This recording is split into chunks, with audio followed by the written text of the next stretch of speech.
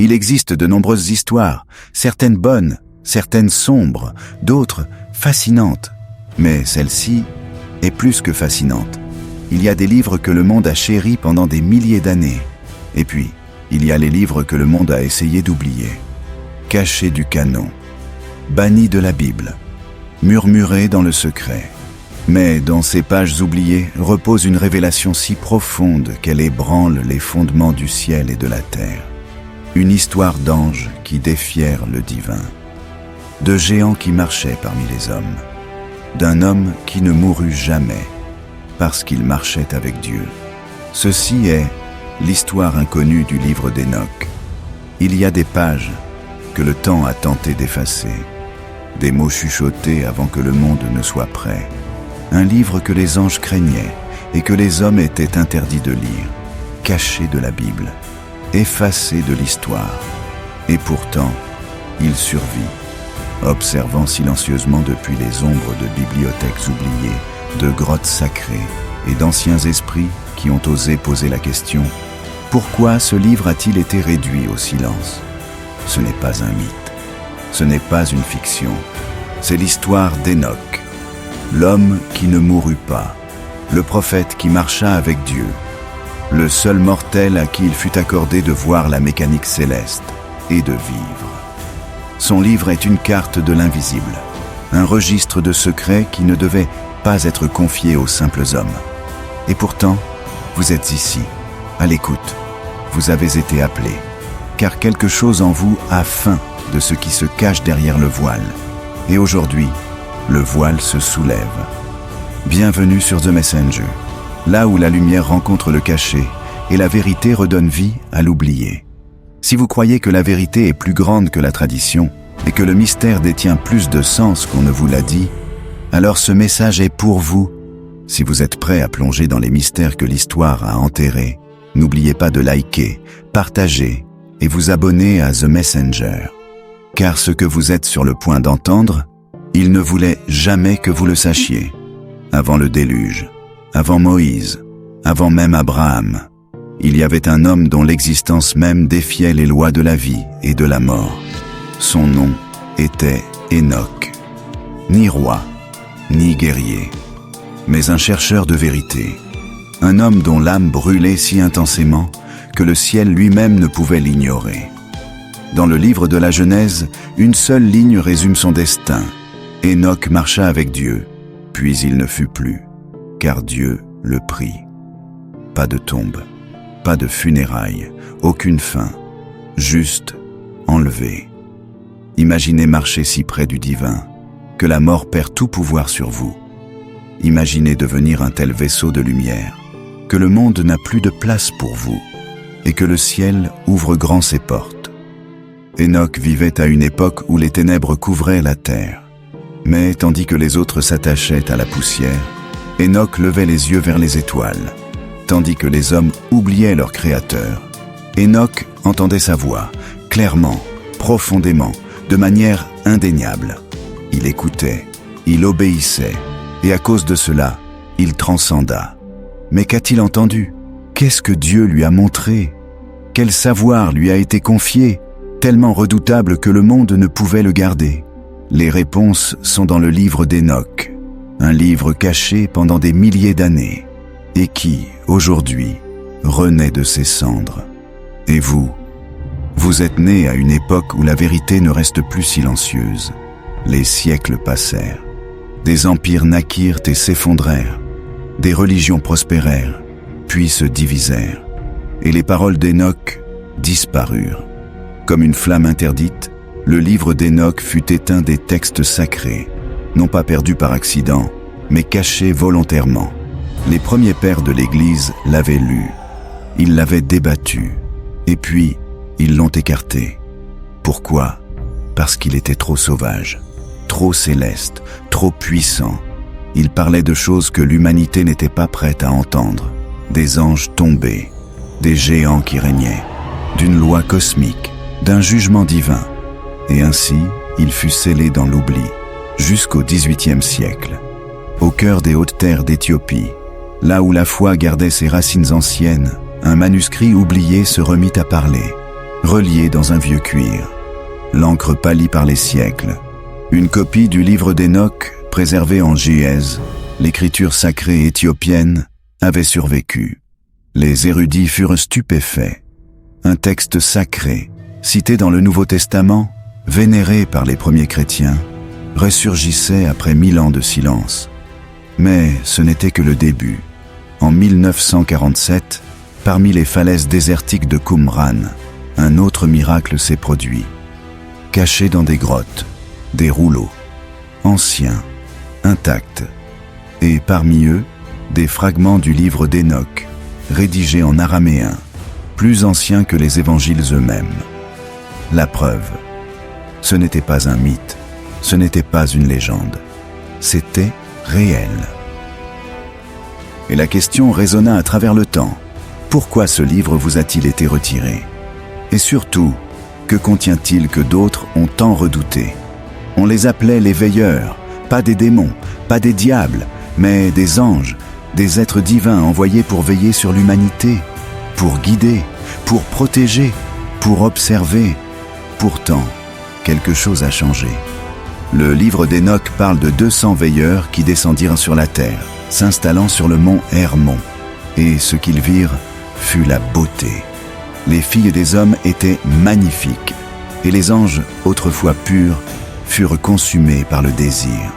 Ils brisent leurs serments, ils prennent des femmes humaines pour épouses, et leur enseignent des secrets réservés au ciel, l'alchimie, l'astrologie, la sorcellerie, les armes, la guerre, et de ces unions interdites naquirent les Néphilim, des géants, des êtres d'une taille et d'une force monstrueuse, mi-anges, mi-humains, des âmes prises entre deux mondes, et avec eux vinrent la violence, le chaos, la corruption.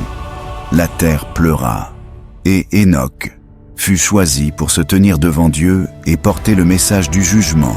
Imaginez, un homme marchant parmi les anges, parlait aux déchus, les avertissait de la tempête à venir, une voix solitaire dans un monde en ruine. Il n'était pas seulement un prophète, il était le scribe du ciel, notant la chute des êtres divins et la punition qui les attendait. Les veilleurs furent jetés dans l'abîme, enchaînés dans les ténèbres, en attente du jugement final. Et le monde ne serait plus jamais le même. Alors, pourquoi ne connaissez-vous pas cette histoire? Pourquoi fut-elle effacée, alors que même la Genèse murmure à propos des Néphilim? Parce que certaines vérités terrifient, parce que le savoir est pouvoir. Et ceux qui détiennent le pouvoir ont toujours craint ceux qui s'éveillent. Et vous êtes en train de vous éveiller. Vous voyez maintenant l'histoire qu'ils ont tenté d'enterrer. Et ce n'est que le début. Aucun homme n'avait jamais vu le ciel. Pas vraiment, jusqu'à Enoch. Le livre d'Enoch décrit un événement presque trop extraordinaire pour être saisi. Enoch est emporté, vivant, jusqu'au plus haut royaume céleste. Pas en esprit, pas dans un rêve, mais en corps et en âme. Des anges l'accompagnent. Ils le guident à travers des niveaux de royaume céleste, au-delà des étoiles, au-delà du firmament, au-delà du temps lui-même. Et ce qu'il voit, ce sont les secrets de l'univers. Les grandes salles où les anges consignent les actes de l'humanité, l'arbre de vie vibrant de lumière, le lieu où reposent les âmes pas encore nées. Il voit le trône du Très-Haut, si éclatant, si sacré, que les mots se brisent en sa présence. Et là, dans cette chambre divine, on lui montre les visions du destin de la terre, la montée et la chute des nations, le jugement à venir, le feu qui purifiera toute chose, la toute fin du monde. Pourquoi Enoch? Pourquoi choisir lui, un simple homme, un marcheur de la terre? Parce qu'Enoch a fait ce que peu osent faire. Il écoutait, il obéissait, et il croyait, dans un temps où la foi s'était glacée. Il est devenu plus qu'un homme. Il est devenu un pont entre les mondes. Et dans le ciel, il fut transformé. Le livre nous dit qu'Enoch reçut un nouveau nom, Métatron, un être céleste de puissance immense. Un mortel, élevé à la gloire angélique, un scribe de la volonté divine. Laissez cela résonner en vous. Quel homme est devenu un archange? Car l'histoire d'Enoch ne parle pas seulement de vision. Elle parle de destinée, de ce qui peut arriver lorsqu'un être humain s'aligne pleinement avec le divin. Et si cela est arrivé à Enoch, qu'est-ce qui est possible pour vous? Ce n'est pas qu'une histoire ancienne, c'est un miroir. Le voyage d'un seul homme est une invitation pour tous. Le livre d'Enoch, révéré par les premiers chrétiens, cité dans le Nouveau Testament par Jude lui-même, préservé par les prêtres éthiopiens pendant des générations. Alors, pourquoi fut-il retiré? Pourquoi ce texte sacré ne fait-il pas partie de la Bible que vous tenez aujourd'hui? La vérité n'est pas seulement théologique, elle est aussi politique. À mesure que le christianisme s'étendait, il s'entremêlait avec les empires. Et les empires n'aiment pas les vérités incontrôlables. Le livre d'Enoch était trop audacieux, trop mystérieux, trop incontrôlable. Il parlait de royaumes célestes que l'Église ne pouvait expliquer, d'anges défiant l'ordre divin, de secrets offerts à l'humanité sans autorisation. Il parlait de jugement, non seulement pour les pécheurs, mais pour les dirigeants. Il remettait en cause les structures de pouvoir. Il demandait qui détient réellement l'autorité divine. Alors, quand les conciles de l'Église se réunirent, le plus célèbre étant celui de Nicée, ils firent leur choix. Les doctrines furent rédigées, les livres furent choisis, les autres furent réduits au silence. Enoch fut étiqueté comme hérétique, exclu. Pas parce qu'il n'était pas divin, mais parce qu'il était trop divin, parce qu'il rendait le pouvoir au peuple, parce qu'il éveillait les consciences, parce qu'il ouvrait les yeux. Et rien n'est plus dangereux pour ceux qui règnent qu'un esprit qui voit clair. Mais la vérité ne peut pas être enterrée pour toujours. Aujourd'hui, des chercheurs redécouvrent Enoch. Des âmes en quête de lumière le lisent à nouveau. Et vous n'êtes pas seul. Une génération se lève, faim de sagesse oubliée, soif de connaître l'histoire complète. Et vous, qui regardez maintenant, vous faites partie de cet éveil. Alors, si ce message résonne en vous, ne le laissez pas s'éteindre ici. Cliquez sur « J'aime », partagez cette vérité et abonnez-vous à The Messenger, car le livre d'Enoch n'est pas qu'un manuscrit, c'est un avertissement. Le livre d'Enoch ne se contente pas de murmurer le passé, il tonne l'avenir, des choses à venir, des jours proches. Enoch avait tout vu. Par la vision divine, il contemplait le temps déroulé comme un parchemin, l'ascension des empires, leur chute, le sang des innocents, le feu qui purifiera la terre. Il prophétisa le déluge, avant même que Noé ne construise l'arche. Il vit que la méchanceté renaîtrait après les eaux, mais plus loin encore.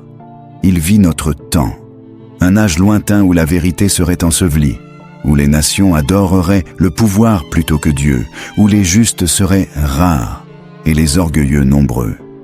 Cela vous semble familier? Et pourtant, même alors, espoir. Enoch vit un jugement final, non pas de haine, mais de restauration, un feu qui nettoie, un réveil qui relève, non pour détruire le monde, mais pour l'éveiller. Il parle de l'élu, une figure messianique qui se tiendra au centre de la justice divine, un qui écrasera le mal, qui guérira les cœurs brisés, et qui régnera éternellement dans la justice. Ce n'est pas une légende, c'est une destinée. Et tandis que nous lisons les visions d'Enoch aujourd'hui, nous devons nous demander, vivons-nous l'âge qu'il avait entrevu? Sommes-nous la génération qu'il a prophétisée? Car la prophétie n'est pas une prédiction, c'est un modèle, un avertissement, un appel à se lever. Enoch n'a pas écrit ces mots pour nous faire peur, mais pour nous préparer. Et si vous entendez ceci maintenant, c'est que vous deviez l'entendre. La tempête n'est pas la fin, c'est le commencement. Enoch ne mourut pas. Laissez cette phrase pénétrer votre esprit. Il ne mourut pas comme les rois d'autrefois, ni comme les prophètes d'Israël. La Bible dit « Et il ne fut plus, car Dieu le prie. Mais que signifie vraiment cela?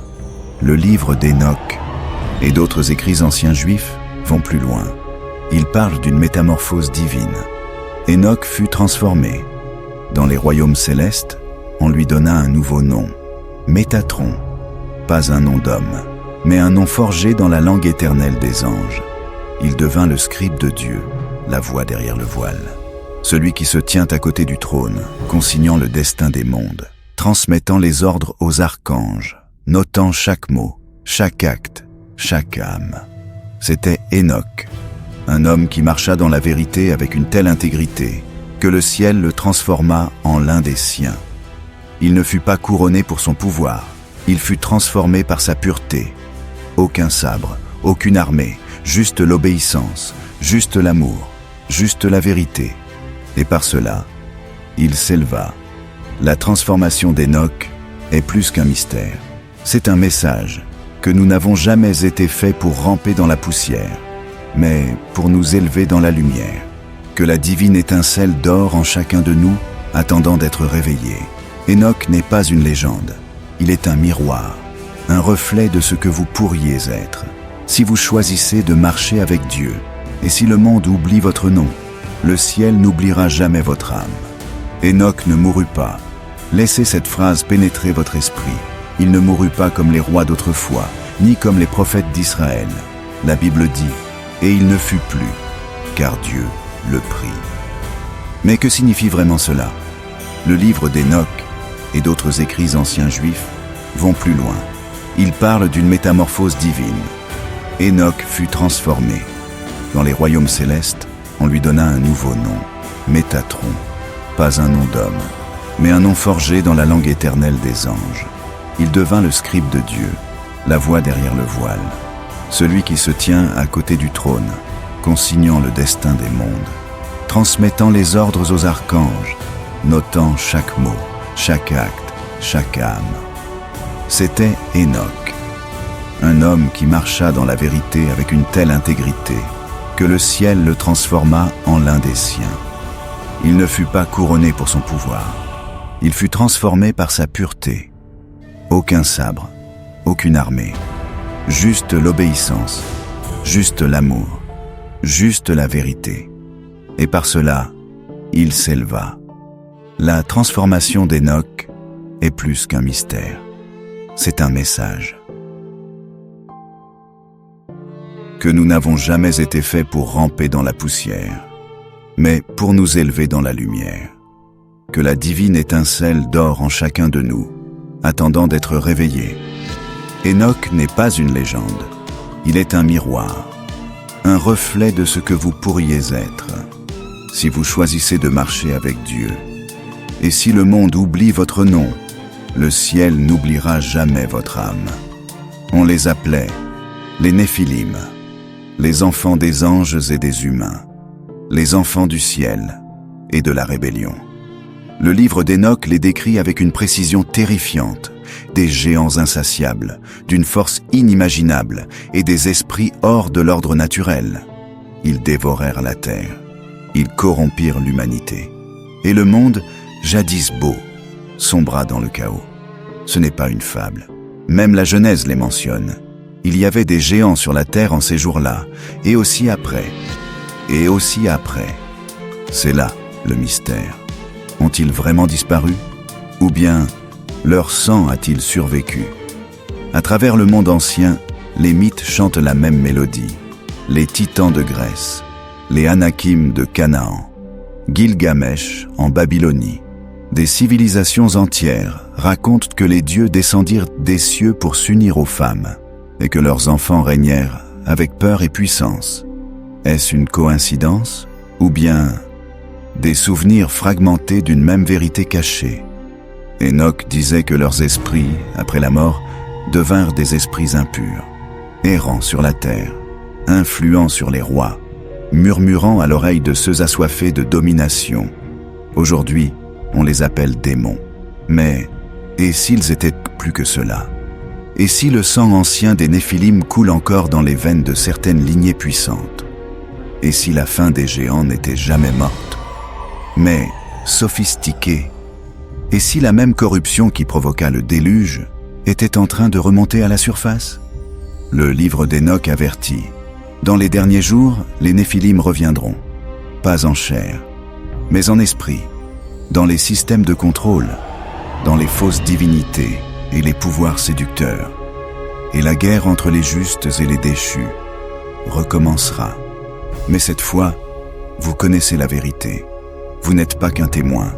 Vous êtes une voix dans la résistance. L'héritage des Néphilim est un avertissement.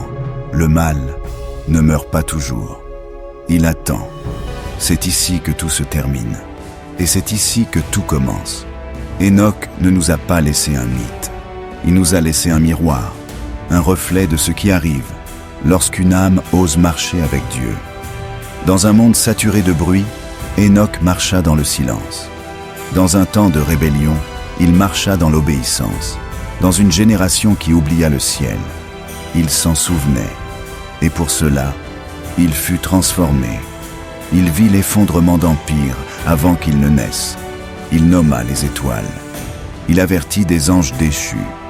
Il contempla le jugement qui purifiera la terre. Et pourtant, il n'eut aucune peur. Son dernier message n'était pas de la terreur. C'était une invitation à se lever, à voir au-delà du voile, à se souvenir que vous êtes plus que chair et souffle. Vous êtes poussière d'étoiles. Vous êtes l'éternité en habit de peau. Et le livre d'Hénoch, ce texte sacré et caché, fut préservé pour vous. Pas pour les puissants, pas pour les élites, mais pour le chercheur, pour le guerrier, pour le messager. Oui, vous, car maintenant, vous savez que le ciel n'est pas loin, que la vérité a été ensevelie mais jamais détruite, que les veilleurs chuchotent encore, et que les Néphilim n'ont jamais cessé d'agir. Mais vous n'êtes pas ici par hasard. Vous êtes ici pour vous souvenir, pour vous élever, pour marcher comme Hénoch marcha. Et quand viendra la tempête, quand le feu tombera, quand le monde tremblera, vous ne tremblerez pas, car la lumière qui fut en Hénoch brille aussi en vous. Et maintenant que la vérité est de retour, le choix est vôtre. Alors, demandez-vous, replongerez-vous dans le sommeil ou vous éveillerez-vous? C'est votre moment. Si cette histoire a éveillé quelque chose en vous, ne laissez pas cette flamme s'éteindre. Cliquez sur « J'aime », partagez cette vérité et abonnez-vous à The Messenger, car le temps du silence est terminé. Nous réclamons le sacré, nous rappelons l'oublié, nous nous souvenons de qui nous sommes vraiment. Hénoch fut le premier, mais il ne sera pas le dernier. The Messenger.